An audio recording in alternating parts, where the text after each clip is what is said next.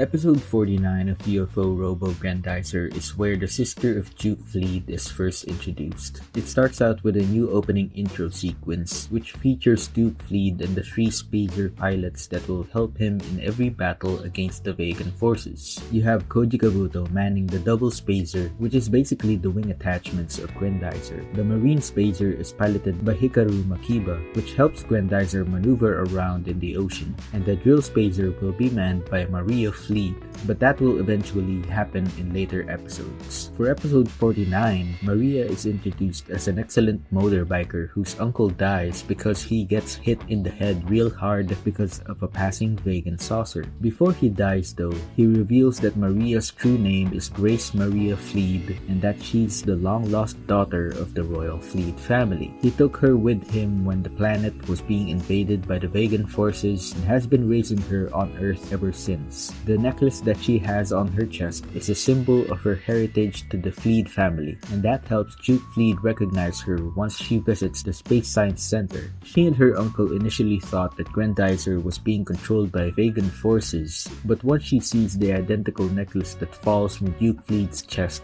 and when Daisuke explains to her that she is his long-lost sister, she realizes that her brother is still alive, and they both hug it out and look to the sunset.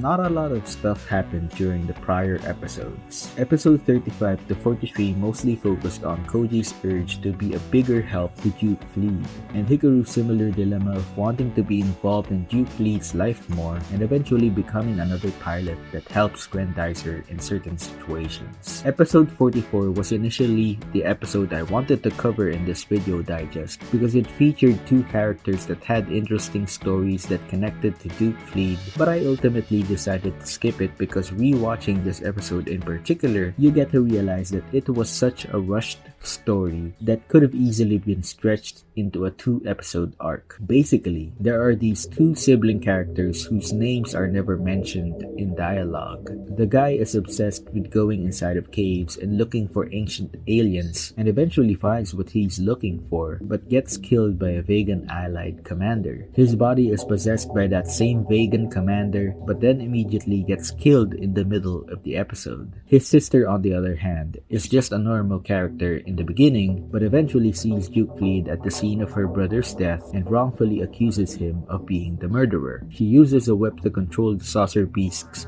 which by the way have cool designs and really capture the essence of that name, Saucer Beasts. But Grendizer defeats them eventually in the end, and they explain to the sister that her brother was killed by the vegan commander and not Duke Fleet. This episode had the makings of a good story, but in watching it a few more times, I realized that it could have been easily executed better. That's about it for this quick video digest. I'm excited to see more of Maria Fleet and what her dynamic to the team will be moving forward. If you enjoyed this video, don't forget to like and subscribe. I have several video digests on the channel that you also might enjoy watching, so check the link in the description if you're ever interested or are lost as to what's going on with these recent videos of mine. Hit the notification bell or the join button to gain early access to future videos and members only content. This is Elmo's Universe, and I'll see you in the next one.